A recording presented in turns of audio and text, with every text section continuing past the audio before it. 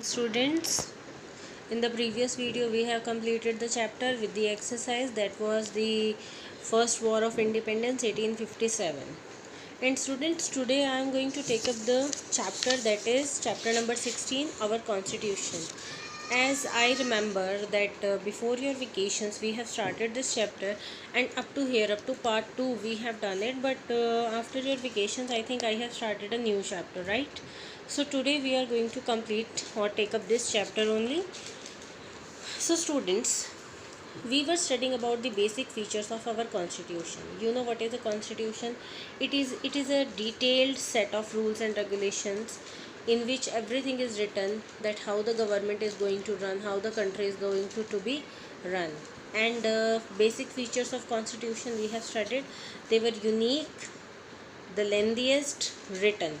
And today we will take up the rigid and flexible.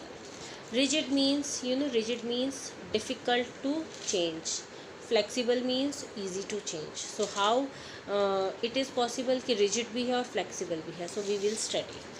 A constitution is called rigid or flexible on the basis of the procedure of its amendments. So what is the meaning of amendment? Amendment means change. Amendment means to bring change. So किसी भी constitution को we can call it rigid or flexible on the basis that how can we change it, how the change can be brought in it. So on the contrary, a rigid constitution is one which cannot be amended easily. So rigid constitution is that in which we cannot bring changes easily. So on the contrary, on the other hand, a flexible constitution can be amended easily. So what is a flexible constitution? In which we can bring changes easily. The strength of the rigid constitution is that it is stable and is a guarantee against hasty change. So beta, why rigid constitution is important? Why the constitution should be rigid?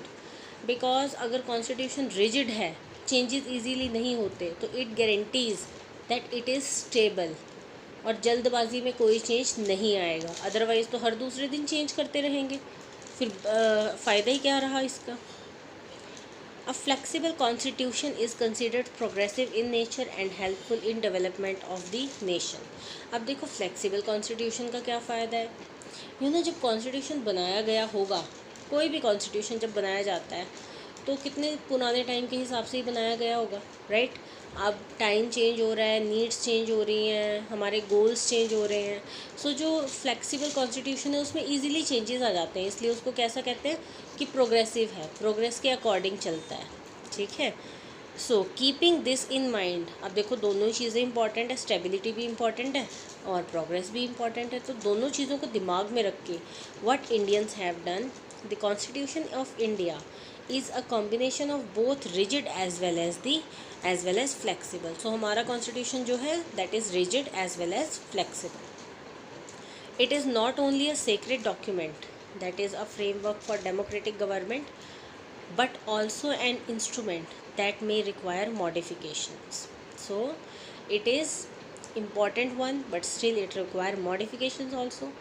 So 3 methods are there for its amendment.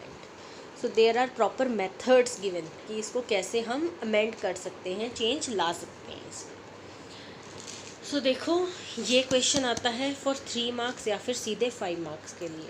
तो आपको ये question कैसे attempt करना है, headings and explanation बिल्कुल जैसे book में दिया हुआ है. और ये देखो 1 2 3 point, rigid 4 point, flexible 5 point हो गए यहीं पे. 5 मार्क क्वेश्चन मीन्स 5 पॉइंट्स. ठीक है. और 5 पॉइंट्स कोई सीधे ही नहीं लिखने, हेडिंग डालनी है, उसके बाद एक्सप्लेन करना है 2 लाइन्स में. और ये जो क्वेश्चन है प्रोसीजर्स ऑफ अमेंडमेंट, ये 3 नंबर में आता है आपके पास क्वेश्चन. या तो वो यही सीधे आपसे पूछ लेंगे explain the procedure of amendment of Indian constitution, या फिर explain the method of simple majority, explain the method of special majority, explain the method of special majority और एंड रेटिफिकेशन. तो आपको ये पता होना चाहिए, सेपरेटली भी पता होना चाहिए, एज ए होल भी आपको पता होना चाहिए. So let us take up at first by simple majority. Certain provisions of the Constitution can easily be changed by passing the amendment bill by simple majority. देखो कुछ जो प्रोविजंस हैं हमारे कॉन्स्टिट्यूशन में, कुछ चीज़ें हैं जिनको हम सिंपल मेजॉरिटी से चेंज कर सकते हैं। मीन्स वोटिंग हुई, सिंपली जिसकी ज़्यादा वोट्स हुई वो क्या करेगा, देखो majority of the members present and voting in both the houses of the parliament, जो ज़्यादा है वो जीत जाएंगे। जीत जाएंगे मतलब कि अगर चेंज करने वालों की वोट ज़्यादा है तो चेंज हो जाएगा, नहीं चेंज करने वालों की वोट है तो नहीं चेंज होगा, सिंपल मेजॉरिटी। अब क्या है special majority. The amendment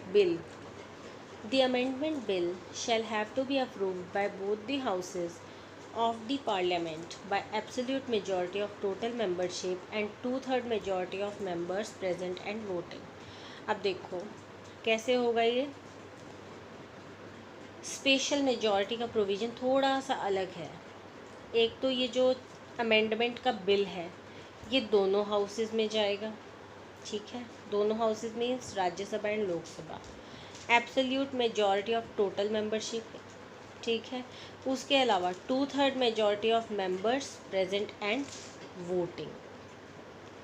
2/3 majority चाहिए, फाइन, 2/3। अगर हम 3 हिस्से करेंगे तो 2 हिस्सों की वोट हमें चाहिए ही चाहिए।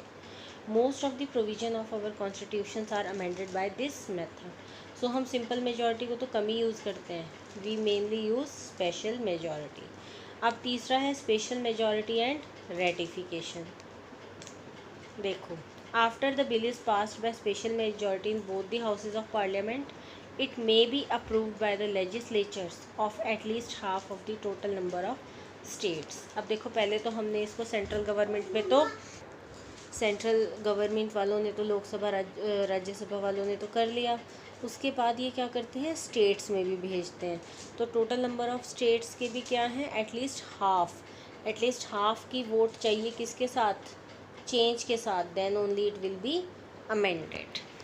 सो these were the two methods. Now whenever the need was felt, the Indian constitution was suitably amended according to the relevant demands to achieve national goals or to eradicate certain evil practices। अब क्या है देखो, it is obvious कि जब भी need है, demand हुई है और रीजनेबल कॉज है तो हमारे कॉन्स्टिट्यूशन में चेंजेस आए हैं, it was amended. Abolition of poverty, abolition of, so not poverty, that is privy purse, nationalization of banks, reservation of OBC's right to information। ये बहुत सारे हमारे पास टॉपिक्स हैं जिसमें क्या है हमारे कॉन्स्टिट्यूशन को अमेंड किया, हमारे कॉन्स्टिट्यूशन को चेंज किया और नए लॉज बनाए। Now do you know the Kings of the princely states who merged them with India after independence were paid a fixed annual amount of money as a stipend. It is called privy purse। अब ये देखो हमारे पास ये नई term आई थी privy purse, इसका ये मतलब है कि जो प्रिंसली स्टेट्स थी हमारी, जैसे हैदराबाद, जूनागढ़, ये वाली थी जहाँ पे प्रिंसेस थे, जब वो इंडिया के साथ मिलने के लिए मान गए कि हाँ हम एक कंट्री बनाएंगे, तो उनको क्या है कि एनुअली उनको अमाउंट दिया जाता था, स्टाइफंड दिया जाता था, that was known as privy purse. ठीक है students. So students now India is a sovereign, socialist, secular and democratic republic. देखो हमने कितने सारे वर्ड्स पढ़े। इंडिया हमारी कंट्री इज़ अ सोवर्जिन, तो हमें बिल्कुल पता होना चाहिए कि सोवर्जिन क्या है। सोशलिस्ट भी पता होना चाहिए, सेक्युलर भी पता होना चाहिए, डेमोक्रेटिक रिपब्लिक भी पता होना चाहिए। ठीक है। So number 1 sovereign. बहुत सारे students they reach up to 10th class but they don't know the meaning of sovereign, so it is important. India is a sovereign state because the country is free from all external controls. Internally we are free to take our own decisions. No other country can dictate its policies or terms to us and nobody can interfere in our internal affairs.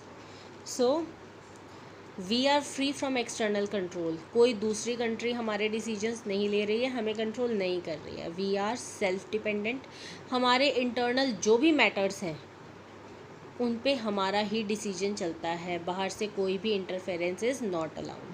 तो जैसे हमारा borders को लेकर कोई बात होती है, then we use to say कि it is our internal matter, no country is suppose to talk on that because we are sovereign. fine. So students, up to here only we will study today, and in the next video we will take up socialist, secular and democratic republic. So till then ये आपका पूरा, आपको कोई doubt नहीं होना चाहिए इसमें, ये बिल्कुल अच्छे से आपको आना चाहिए सब कुछ. Thank you students, have a nice day.